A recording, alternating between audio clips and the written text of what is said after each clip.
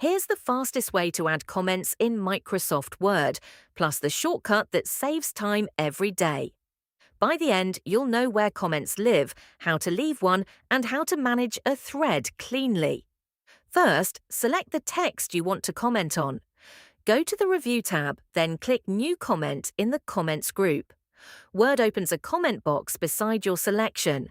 The menu path is Review, Comments, New Comment.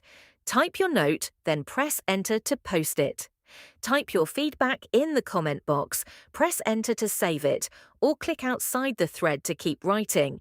To reply or remove a thread, use the Comments menu. Use the three-dot menu on any comment to reply, delete, or resolve the thread when the issue is finished. Keyboard shortcut, Ctrl-Alt-M, inserts a new comment instantly. Pro tip, select the exact word or sentence first, so the comment stays anchored to the right passage. Since you're already writing in Word, GenText helps with citations and bibliography, the parts that usually slow academic work down.